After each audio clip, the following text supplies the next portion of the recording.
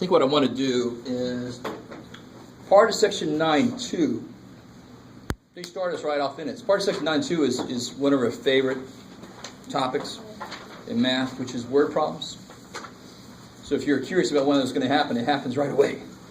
So what I want to do is I want to focus on word problems and factoring tomorrow. I'm going to try to get through the rest of chapter 9 today. Very ambitious. All right, so we'll see what happens. Because tomorrow I'll bring copies of the factoring handout and copies of a word problem handout that I can't remember if I put up there. I also, on the website, I put the My Math Lab instructions. So in the break, I put that up on the website. So if you go there, you can print out instructions for how to register for My Math Lab if you want to do that. You don't have to, please to God.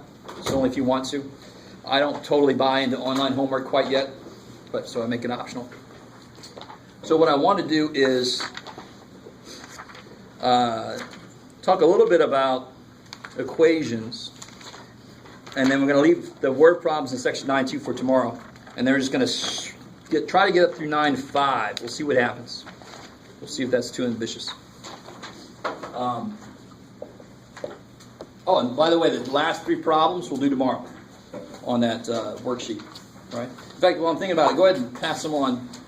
Pass them like this way, maybe. I just said we're going to sing them tomorrow, so I just erased them. What? No. Oh. Don't do that.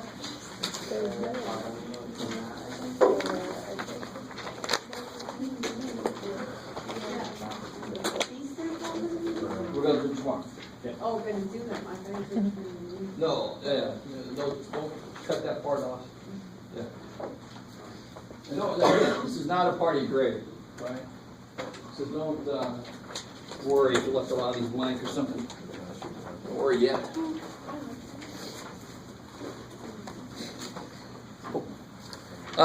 So one thing I want to make sure you guys understand is if I solve an equation like this here. Oh, what you got, Jeff? Sure. So how do I go about solving that equation? Distribute. Good. So your eyes are naturally drawn to those parentheses, right? Because I want to be able to put like terms together, and all this stuff is stuck inside. So if I bring the 9 through, now they're free to move around. So I'll get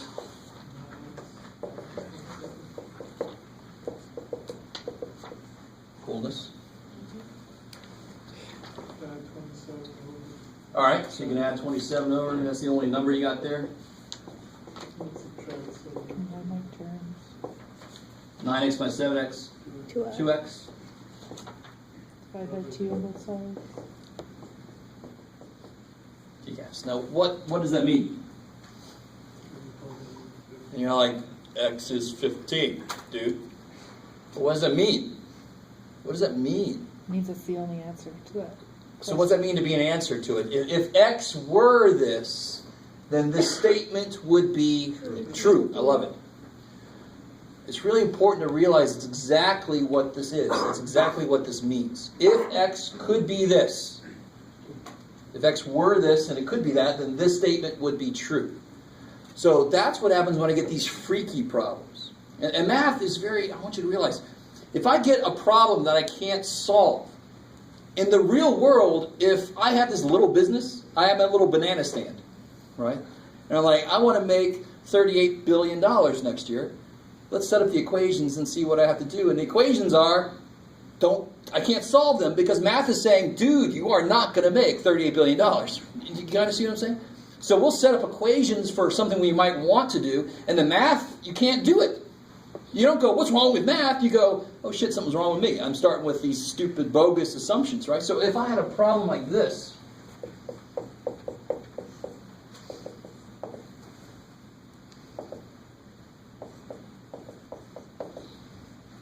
okay, you can't always tell from the beginning, but this is going to come out bogus. Math is going to do exactly what it needs to do. And you can't fault math for this. So how do you solve it? Distribute.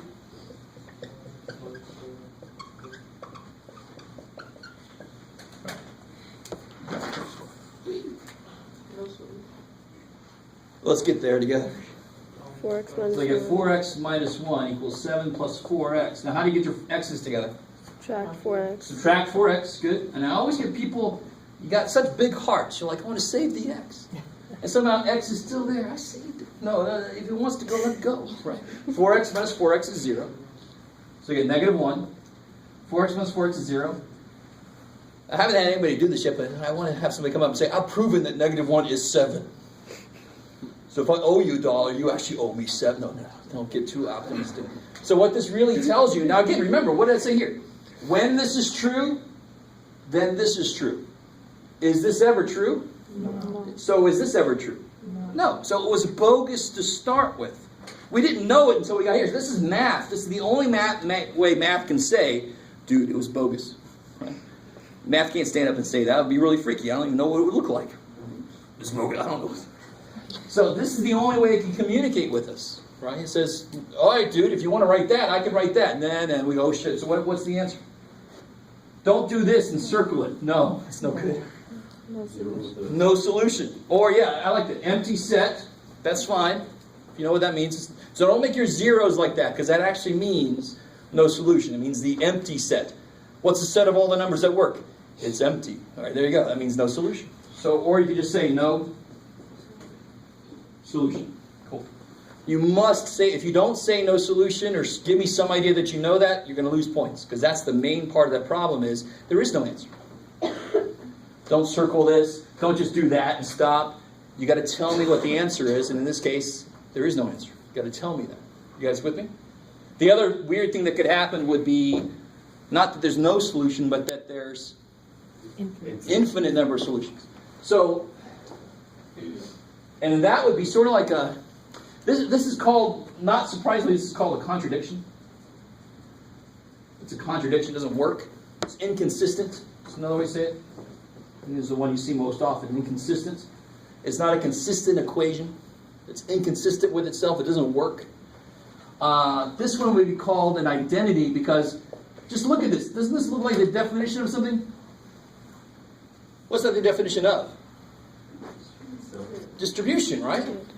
Does distribution care what x is? So the answer here should be all real numbers. So if I try to solve this like it's an equation, I'm going to get, my x's are going to go away again, right? Oh, so let's see what happens. So I distribute. Not surprisingly, I get that. If I get my x's together, I get 2 is 2. When is that true? Always, no matter what x is. So then the answer would be all real numbers. We say all real numbers because we haven't studied imaginary numbers yet. And hopefully everyone understands, they know that there are things. It's just an unfortunate name. Don't take that, you're like, oh yeah, I knew it was all bullshit. No. It's just a bad name they gave it. You guys see that? Does that make sense? And again, it's not math's fault that the x's go away. It's the equation that I set up is weird.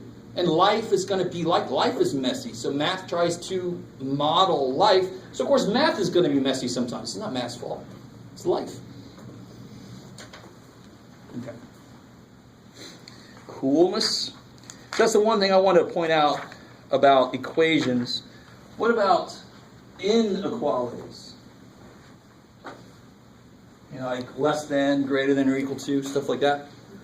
What do we know about that kind of stuff? First off, do you know how to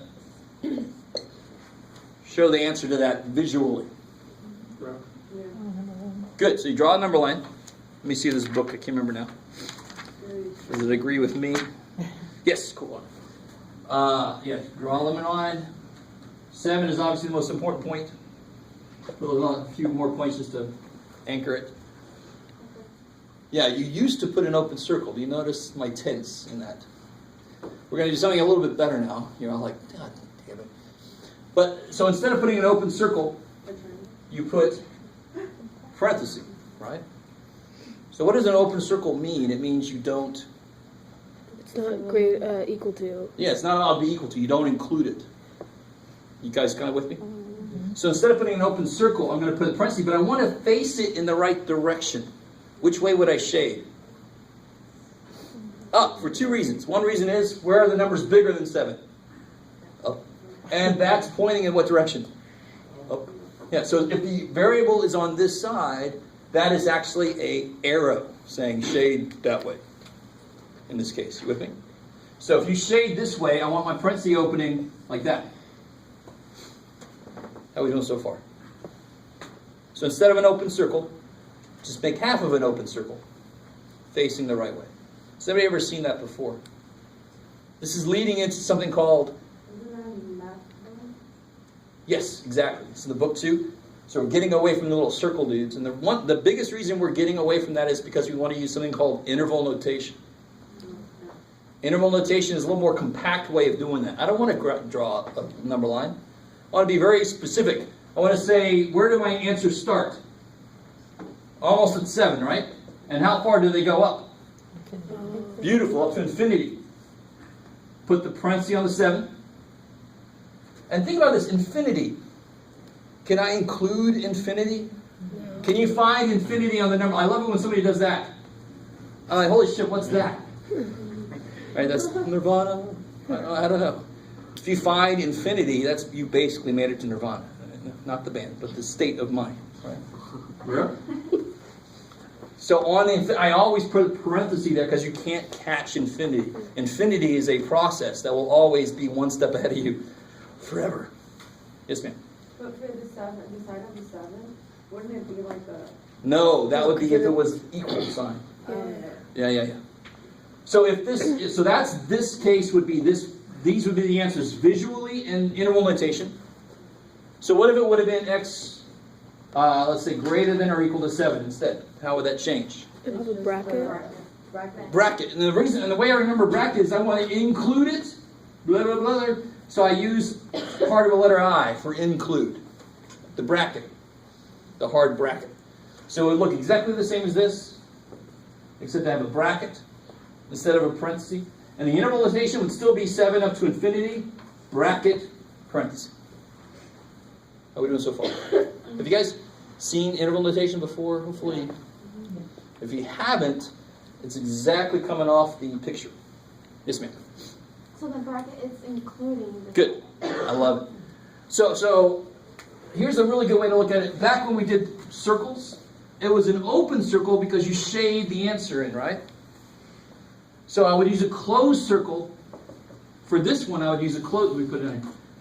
Because I would put the circle there, shade, and I want to shade the circle in because that's an answer. So in this case, that is an answer. 7 works. In this case, 7 is not bigger than 7, right? So you wouldn't do that. You must be older than 12 to do something. Well, if you're 12, too bad. You have to be older than 12, right? I just turned 12 right now. Too bad. It's a bad example, but too bad for me. Maybe. So we don't use circles? No, yeah. If you could put a circle, but then just take part of it away, right? Or if you put a closed circle, just put a bracket over it. I'll allow that, just to kind of make the transition. And again, the only reason we do that is just so it's so much easier just to go right to interval notation. So how would I graph this here?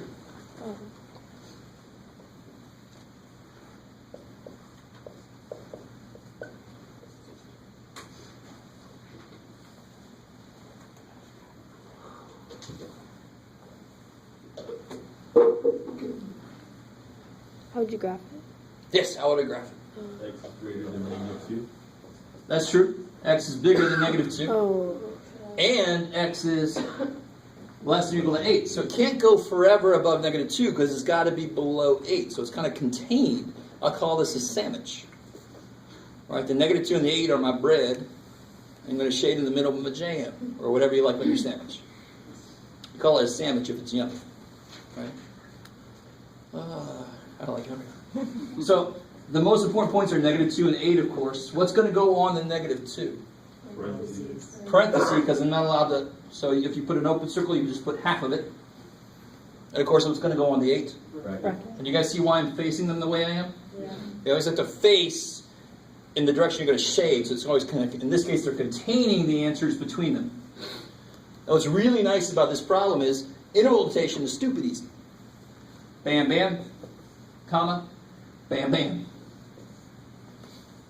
Right? And you can see why math people would like this, because we always try to condense everything and say things very quickly and efficiently, right? Because we're lazy or we're efficient. Either way you want to look at us. But they're both true. Okay, how are we doing so far? Now, of course, this would be the last step in a problem, and then you have to graph it in interval notation it, just to make a verb out of that. The actual problem would start off as solving an inequality, right? So if I had something like, let's just jump right into the nifty stuff here. If you can do this, you should be able to do the simpler ones. So if I had 4 is less than or equal to 2x minus 6, which is less than 12. Now, first off, why does this make sense?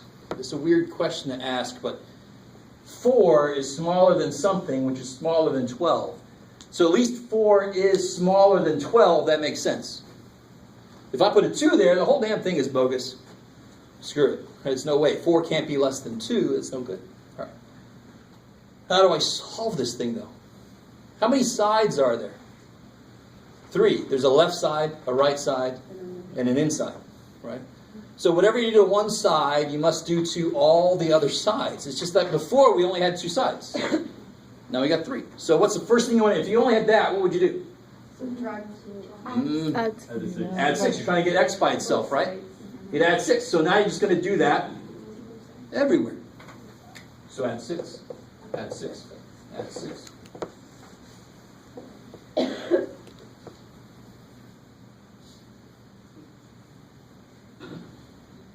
Guys, yes, sir. Why do you want 6? Because I still want to get x by itself. So if I just had that, I would definitely add 6 to get the 2x by itself, and then I'm going to divide by 2, right? So I'm still doing all the same steps I would if I were solving an equation. I just now have an inequality, and I have 3 sides. So I'm going to definitely add 6 because it gets me one step closer to x being by itself, and then it just, whatever happens from that happens. So I want to add 6 because of this. I have to do it everywhere. And of course, why does it make sense? Is this true? Is that true? There's like, this is a trick question. No, is that true? Yes, right? 1 is less than 2, which is less than 3. If I only added 6 to this, is that true? No. Is 7 less than 2? So you'd have to add 6 everywhere to maintain the truth of it. You with me? That's why I have to do the same thing to all sides, because that's the only way I know for sure that it's still true. Kick ass. Okay.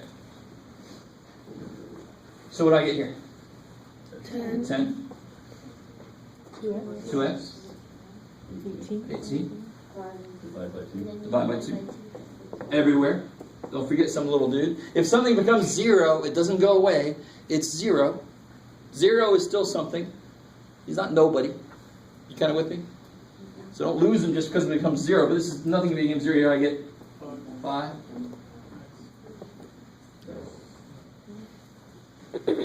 Cool. So in order for 2x minus 6 to be between 4 and 12, x has to be between 5 and 9. Including 5, not including. No. So how would you graph this? Bracket. Parenthesis. Jam. And then interval notation. Easy. Let it be easy. Bracket 5, comma, 9 parentheses. So that's a quick way of saying that's all the values of x that make this original statement true. If you plug a 7 in, this is true. Let's try it. Twice 7 is, minus 6 is, and 8 is between 4 and 12. Cool. If you try to plug an 11 in or a negative 2 in, it won't work. You guys kind of with me? So you can still sort of check the answer to this by picking something here and making sure it actually works. Right? Same way you could do with equations. So x is any number in between Beautiful. those. Okay, Any got it. value between Any value, these two, yeah. not including 9, will make That this makes sense. work. Okay. It's the same idea with equations, right? It's just there's more answers now because it's inequalities. It doesn't have to be something, it just has to be bigger or smaller. Maybe. Yes, I have a question for Tess. Because my other teacher made us color it in the middle. Are we supposed to do it? shade it, yeah. Go ahead and shade it. Shade it? Yep. Okay. just because I need to make sure, because some answers could look like this here. We're going to get to these here later. And they have to be shaded that way. So the answers would be everything except the stuff in the middle. So if you don't shade, I don't know if you're just moving you're doing these the right way. I don't know what you're thinking, where the answers are. So that shading is a part of this problem to make sure you're showing me exactly where the answers are. Because it's like 5 is less than or equal to x. Good. So then Then x is... how come it wouldn't Now watch, be watch. If 5 is literally? smaller than x is bigger than 5, right? If 5 is smaller than x is bigger than 5. So how would you read it when you how would you read out the equation when you're trying to? I would read this as x is between 5 and 9. That's how I would read it, including 5. That makes more sense You with when me? you're trying to transfer Exactly. it to the graph. But you're right. People get in trouble when they see this and they think, oh, I got to shade that way. Yeah. But why does that not work? Because it's the variable over here. Remember I said as long as the variable is here on this side, this points you in the direction to shade. Oh, shit. That's not a variable. That's not going to point you in the direction to shade. If you read it this way, it actually says x bigger than or equal to 5. That's why I'm shading that way. Okay. And x less than 9, that contains it right there. Okay. Cool. I like it. I like it a lot. Okay. Again, I am going a little bit fast, but slow me down if I hit something weird. Will you require the number line, or would you just accept the Like that interval is fine. notation? I'm not going to make you do more than I did. So if you did this, you don't have to show me like 4, 5, 6, 7, 8. No, I'm just saying if we just give you the interval notation. Oh, is no. that I'm right? going to ask for both. Okay. Yeah. Thank you. Cool. If I just, now in the homework, they might ask for one or the other. So, yeah. But on the test, I'm going to ask for both. All right. Yeah.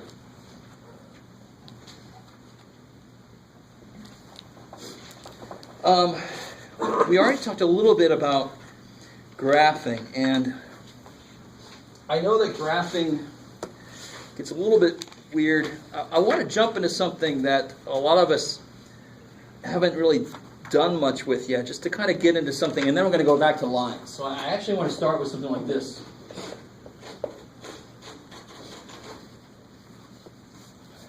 So some of us know what this should look like. What should this look like? A parabola? Yeah, parabola, right?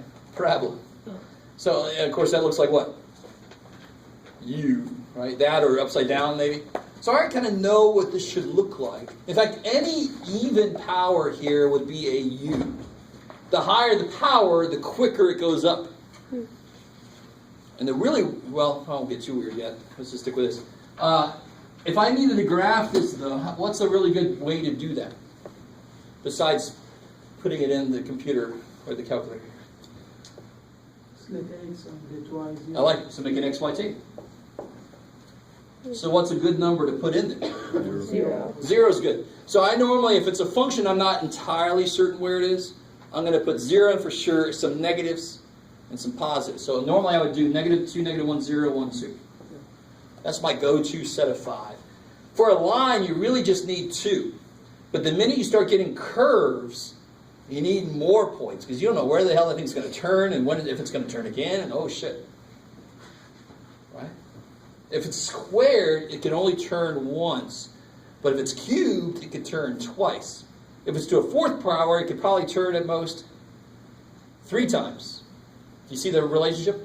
So if it was an 8th power, it could turn up to 7 times. You guys with me a little bit? Now, I've just gone beyond what we've ever done, but I want you to realize, I know that a parabola looks like that. How many times does it turn? Once. So if it was a cubed, it could turn twice. And that pattern holds, kicks ass. So if it's a 10th power, it could turn up to 9 times. It's kind of nice that that pattern kind of holds, right? So if I plug a -2 in, what do I get? 2. -2 squared minus 2. I like it. -2 squared is 4. It's where you got to be careful. You plug it in the calculator. Right, it's going to tell you -4 if you put it in wrong. 4 minus 2, I like it as 2. -1 squared 1. minus 2. -1. -1. 0 squared minus 2. -2. -2. And then what happens here? -1 squared and 1 squared are the same. So I'm going to repeat these answers again. You guys see that? Yeah. 2 squared is 4, minus 2 is 2 again. And that's why, that's algebraically why a parabola repeats its outputs. It's up here, and then it's up there again. Right? That's why it's got that symmetry. So now I just got to plot those points. So I got, let's see, what do I got? So negative 2, 2, negative 1, negative 1, 0, negative 2, 1, negative 1, and then 2, 2. And there's that nice U shape. Make that big. There you go. So if you miss a point, just make it big. All is well. If you really can't draw well like me, you want to invest in some graphing paper. It's not acceptable. That's not a good answer. If I see that crap, I'm going to make you do it again. Why is that not good? It's not doing this problem, by the way. It's just another parabola. It's like over there. What's wrong with this? There's no point. There's no point. There's no scale. There's no work. There's no nothing. Don't give me that, because that's probably somebody has a graphing calculator and they're just trying to graph it off the graphing calculator. It's no good. I need to see work. I need to see points. You with me?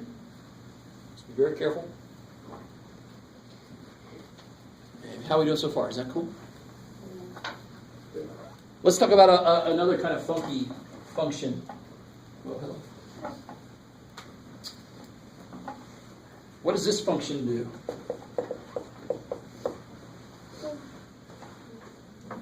Not visually. What's the absolute value function do to something? Makes it positive, right? Or makes it 0 if it's 0. And why does it do that? What idea is absolute value based on? How far If is this it is from another 0? one. Yes, I love it. So you're both right. It's based on distance. How far are you from 0? So that's why the absolute value of 3 and the absolute value of negative 3 are both 3, because 3 is 3 away from 0, negative 3 is 3. You're 3 feet away from me. If I turn around, you're not now negative 3 feet. Are you in me somehow? Some weird dimensional thing? I don't know what the hell. So you're 3 feet away from me. I don't care how I'm looking. Distance can't be negative. Right? So that's what absolute value does. It makes everything positive. With me? So if I make a little table for this, and again, I can use these points. What do I get? What's the absolute value of negative 2? 2. 1. 0. 1. 2. I graph those bad boys. I get 0, 0, 1, 1, 2, 2, then 1, 1, 2, 1, 2. Okay. Now you got to be careful here. Is there any, what's the power on the x? What's the power on the x? 1. First power. So it won't be curved. The only time you'll have a curve is if you have some number that's not 1. A 2 or a 1/3 power, something that's not 1. So that's a 1 power. So it's got to be a straight line. Now, look at this weird shit that it does. Now, on one level, it makes sense. The output cannot be negative. So it's like, oh, shit, oh. Right? It can't go negative, so it's got to just turn. The same way that squared. Now, why was this one down here? Because I subtracted 2 from it, right? But it still has that turn. It can't go below negative 2. That's the lowest it could be. So that's why it turns. This guy is more direct because I didn't do any weird +2 or anything to it. It's got to go, I can't go negative. But I want to even show you something better than that. I want to blow your mind a little bit, if I haven't already. Here, you ready? I don't know. I want you to really understand why it ends up looking like a V. One thing is this first power, so it can't be curved. But can somebody tell me, what is this equal to? You can't say it's equal to this. Why does that not make sense? Because what could x be? Negative. X could be negative, in which case that would not be true. But x could be positive, in which case that would be true. Oh, shit. So it does two separate things. If x is at least 0, it'll leave it alone. Are you guys with me? Absolute value 7 is 7. It leaves it alone. But what does math do to something if it's like negative 7? How would you change the sign of negative 7? How do you change somebody's sign? Multiply by 1. multiplied by a negative, right? So if x is negative, here's where people freak out. We're doing a lot today. I'm sure you noticed that. Just to get us ready for this 3-week course we're in. If x is negative, if x itself is negative, this makes no sense because now I'm saying absolute value is negative. So I've got to say it's the opposite of it, right? If you think about it now, when people look at that, they're like, well, it can't be that, it's negative. No, but x is negative, right? X is less than 0. So what's negative x? Positive. Give me a number that's less than 0. Negative 1. And what's negative negative 1? 1, right? So what's an absolute value do to something? It does nothing if it's already positive. That's this. It does nothing. 1 is 1, 2 is 2, 3 is 3. Or it changes the sign if it's negative. That's this sign. That's why it looks like it's two totally different functions. So I got a straight line that way, a straight line that way, and they just happen to come together at 0. Or maybe. Okay, hopefully. And again, so this piece here is not going to affect us until a few sections down the road. But I want you to know it right now. This is the basic idea of an absolute value function. It does two different things. It'll do nothing if it's 3. But it will do something if it's negative 3. So that's what's captured here. Two separate things it does. That's why the picture looks so weird, looks so disjointed. It's like, do you want to be in a plane that does this? I want my plane to be parabolic, right? I don't want my plane to go, boom! We're dead. That acceleration's too much. All right, boom, we're all just dead. We're in the back. It's not good. Okay. A little morbid, sorry. Morbid mathematics. Okay.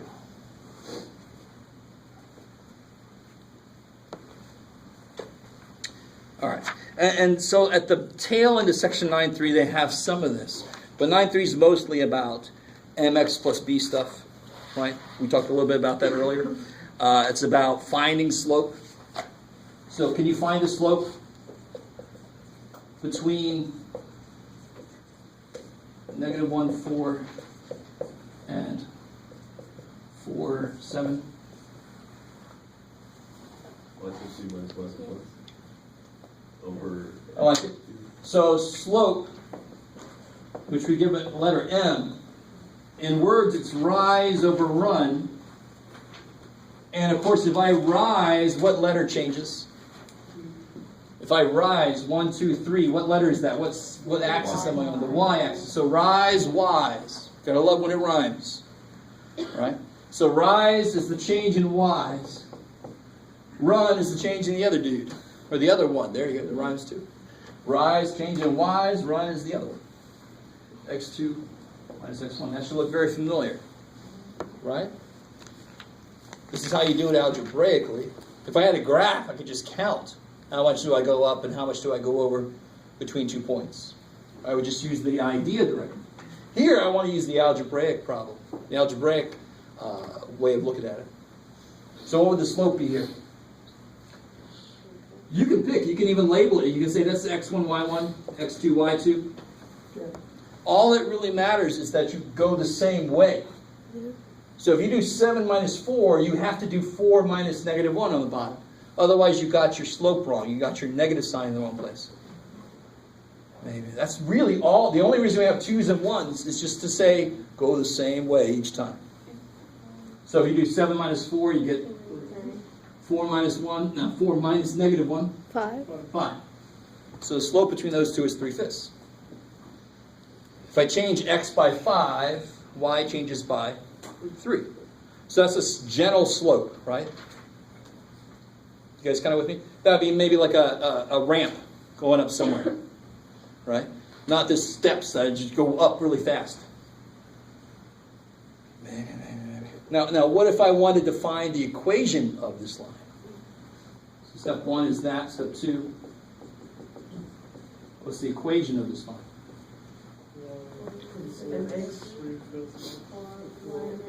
So you have y equals mx plus b, which I'm going to show you in a minute that you actually could use, but technically b is the y-intercept. Do I know the y-intercept? How do I know? Careful. The y-intercept would look like what? What would be first? 0, comma something. Do I know the y-intercept? No.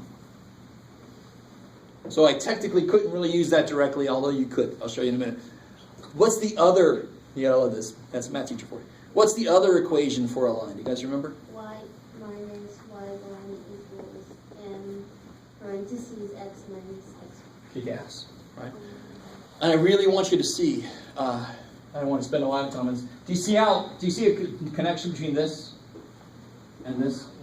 If I multiply these x's up, I basically get that without the 2's on it. So when I have a line, does it matter which 2 points I pick?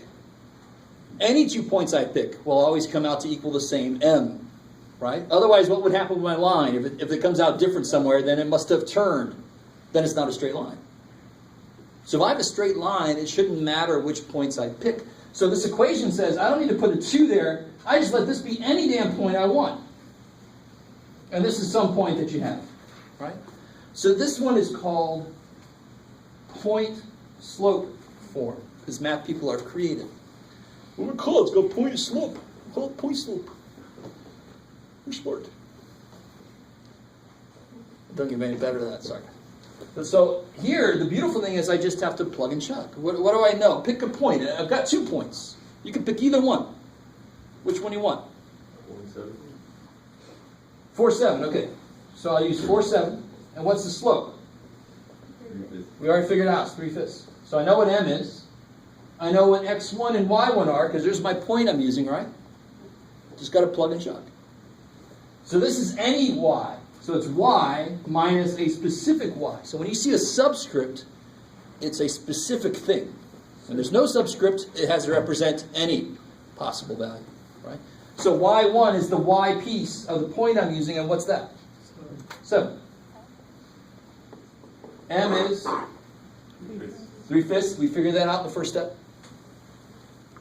Times x minus, what's the x piece? 4. And then here you have to clean that up, solve for y. All right, let's see how to do that. Put it up here. You guys having fun yet? Make it 3, Jeff. There you go. So how do you solve for y? Yeah, distribute the 3/5. 3/5 x minus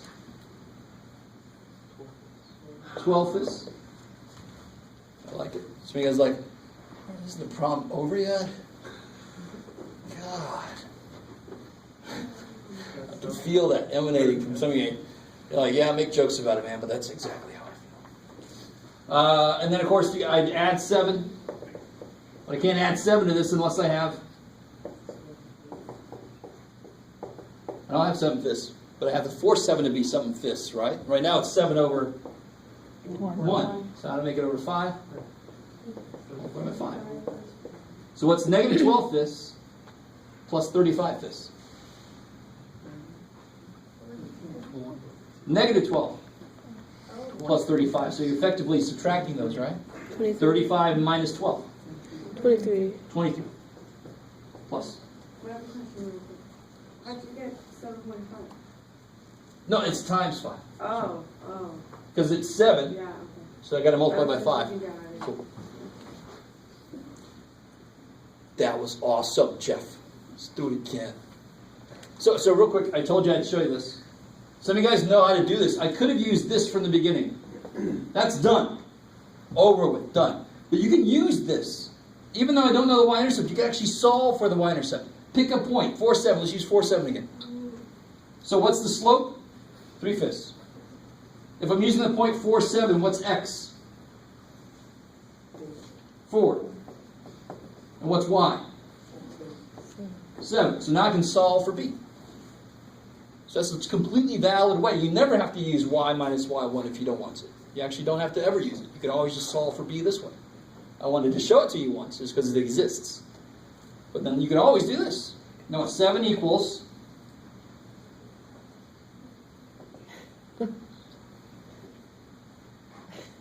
12/5. I don't know. I can see some of you guys knew it, but you're like, I don't want to say anything. And then look what I'm going to do. I'm going to subtract 12/5. Isn't that exactly what this did? 7 minus 12/5, but this is just gets to the point a lot quicker, doesn't it? Yeah. Kind of kicks ass. So why'd you do that to us, Jeff? It's too bad for you. I had to. So of course, when you do that, you're going to get the same answer we got there. B will be 23/5. So then you'll get the same equation. Right. You guys with me? Don't make me do that work again, because we just did it right there, right? Multiply by 5 to make an LCD. It can be, you can use any of the. Exactly. So if I would have used this point, believe it or not, I would have gotten exactly the same answer. Of course I would. There's one line, and how many points are on that line?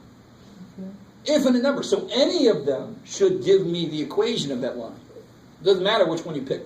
You just pick the one that's easier to use. Or whichever one looks better to you. Right? If neither of them looks better to you, you don't need me amount of mo. Either one I'm going to use you, bang. There you want to sit. All right. Oh man. I hate being all stuffy. Dude, we're doing pretty good.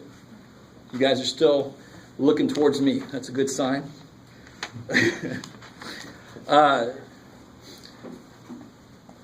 me do this. Let's do just one more section. And then, yeah, section 9.5 should be relatively easy. We'll do section 9.4, and then we'll finish out 9 tomorrow. One thing we're also going to do, don't start backing up. Whenever I start talking like this, people start to back up. We're going to do one more section, but tomorrow we're also going to go on a little field trip, not to DC or something, but we're going to do a field trip to see where my office is, see where the Math Study Center is, stuff like that, right? Should be really quickly done.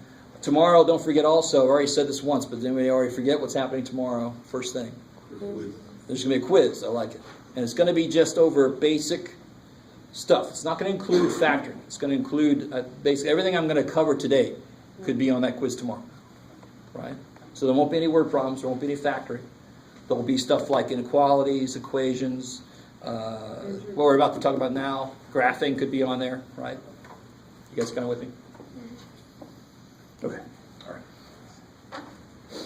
So the last section we're going to talk about is kind of a merger between what we just did and solving equations. Because it involves, there's one way to solve it is graphically. And the systems of equations. Section 9.4. Let me just do this. I'm going to write equations like EQN sometimes. Again, I'm a math guy. We like to condense stuff, right? We're lazy. We write that. Some of us. What the hell is a system of equations? Anybody remember or know? What does that mean? It's not a really bad band name. System of equations. More than one equation. System of, huh? Is it one? There's more than one equation. Beautiful. Right. More than one variable, more than one equation. So, if there's only one thing I don't know, I just need one equation. So what do I mean by that? When I solved the equation earlier, how many variables were in it? Just one, x. Then you can solve it. If I had x and y, so if I had an equation like this, can you solve that equation? You can solve for y, but did you really solve it? No. How many answers are there to this? Somebody start telling me some answers. Now, an answer has to have how many parts? 2, because there's 2 unknowns, right? So one answer would be 1, 4. 2 and 3, 3 and 2, 1 and 4, 4 and 1, Maybe negative. 5 and 20 2. and negative 15, Maybe 5 and 0. 4.3 and 0.7. Right? I mean, good God. We could just keep going all day. So, in order, if I have 2 things I don't know, somebody must give me 2 pieces of information. It really, to me, sounds like a crime scene investigation, right? Because what are crime scene investigators doing? They're trying to piece together. There's a lot of shit they don't know. So how much information do they need? A lot, right? They come in, blood splattered up there if you like to watch Dexter, and you got the bum bum, or whatever if you like to watch the other shows or whatever, right? Or you got Mark Hamill coming in for some reason. Right? But I desperately try to get all these little pieces of information because there's a lot of stuff I don't know. If there's 5 things I don't know, I have to have at least 5 pieces of information to kind of tie them all together. So if I give you this one piece, not good enough. If I give you one more piece, somebody out there should be able to solve this without doing any work. So there's another thing about these two numbers. The two numbers have to add to be 5, and they have to subtract to be 1. So of course, what are they? 2 and 3. Be careful how you say it. It's not 2 and 3. It's 3 and 2. Right? Do you see how the order matters? 2 and 3 would be -1 here, right? So the answer to this would be 3, 2. The answer to this is a point. I love this. Some of you guys have this quenched up look like. Yeah. But didn't you list points for the answers to this? And then this, give me some answers to this one. Obviously 3, 2. 5, 1, 4, 3. 5, Oh, 4. 4. I'm with you. I saw your brain was going. Yeah. 4, 9, 8, you got to be careful about the order, right? 8, 9 would be -1. It wouldn't work. You with me? So do you see how a graphical method could do this? If I graph this line, in fact, this is good. I didn't say this earlier, so I'm glad I'm doing this right now. One reason we graph equations is because it's a visual representation of all the answers to that equation. How many answers are there to this equation? No. How many answers are there to this equation? How many answers? There's 1, there's 2, there's 3. There's at least this many. Infinite number of answers, right? So if somebody said, list all the answers to this, I'm going to look at them like, no, right? I'd be like that dude in Indiana Jones sitting there forever, drinking out of the chalice, saying, I'm not done yet. No, right? Okay, that reference went. But if I let's graph both of these real quick. We already know what the answer is. The answer is 3, 2, right? You can see that. That's where they match. So that 1 point works in both. If I how do I graph this? Quick way to graph it is to solve for y, right? And what's the slope going to be? -1, so I'll put -1 over 1, right? Rise over run. What's the y-intercept? This is where I have to be all teacherly. If you say 5, it's not quite right. 0, 5, good. I like it. If you say 5, I understand you, but make it a point. So if I graph that one by itself, I love the look on some of your faces like, isn't this over yet for today? No.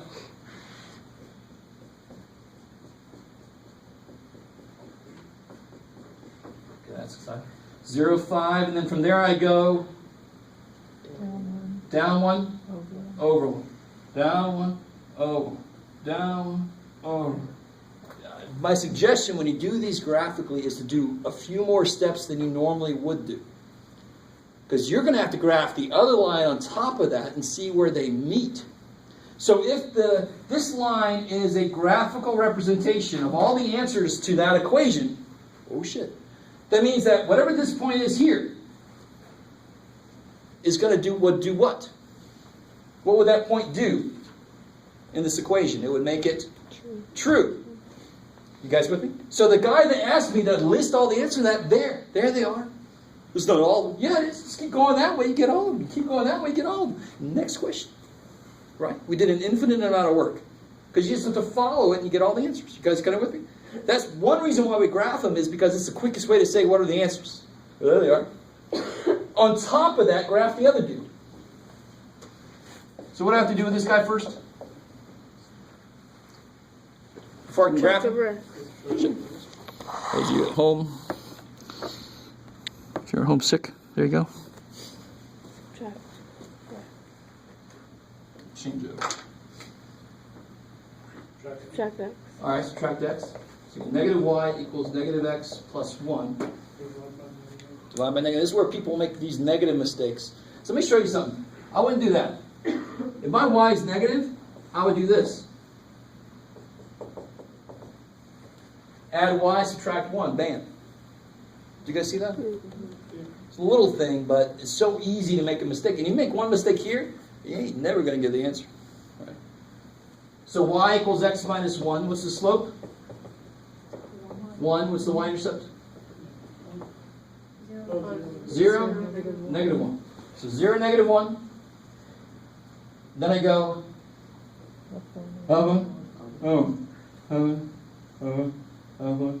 it's kick-ass. See, if I wouldn't have made all those steps, I might not have seen as easily where they cross. You with me? So now, so the black line is all the points that work in this equation. Of course, they're opposite colors. It's too bad for it. And the purple line is all the ones that work in that equation.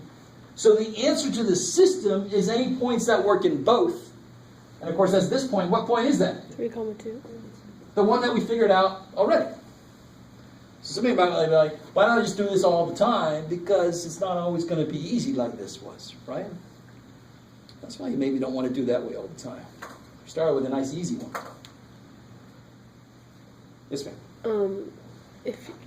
Wouldn't it be a lot easier if you did it algebraically? I love it. So, we're going to do it next. Exactly. So here's the weird thing about math. Some problems are easier to solve visually, and some are easier to solve algebraically. So I show you, here's the graphical way of doing this. But it's really quickly easy to see where this is going to screw up. What if the answer was supposed to be 3.0149, comma, 2.112976? Am I going to get that answer this way? No. Hell no. My graph is so bad, it's barely good enough to get whole number answers, right? You guys with me? You're allowed to say, yes, your graphs are ugly, Jeff. Yes, you're allowed to say it because I just did. So the minute my answers are not whole numbers, this kind of goes to shit, right? So I want an algebraic way to solve these, just in case this is the answer. Because algebra would give me this no problem. I'll just give 11 over 7 or 49 over 13, who cares, right? So there are two algebraic ways. So we got the graphical method here. So some of the homework is going to say solve this graphically. If you solve it a different way, I'm going to make you redo it. Makes sense. Some of the homework is going to say solve this using an algebraic method. And there's two ways. Anybody know one of those ways? Substitution. Kick ass. So let's do that one first. Let's make a different equation. I was going to use the same one. Let's use a different. We studied the hell out of this guy already. How are we doing here on time? Oh yeah, squeezing every minute out. Here we go. So if we had this system of equations here, let's make it work. That would be a nice thing to do, Jeff.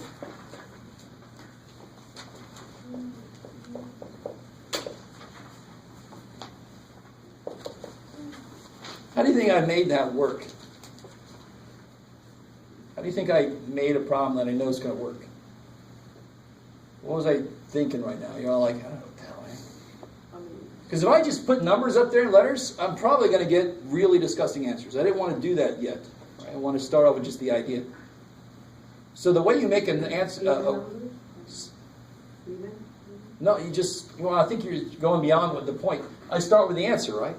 So I knew what X and Y were, and I just plugged in X, I plugged the value, and I made it. And then I used the same numbers here.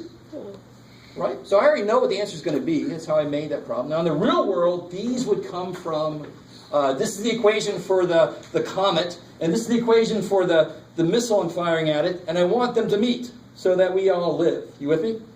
It's a very cool visual. The trajectory of the comet and the trajectory of the missile. Comet's going to hit Earth. Unless that missile hits it, let's hope to God the equations actually work. Oh, shit. You with me?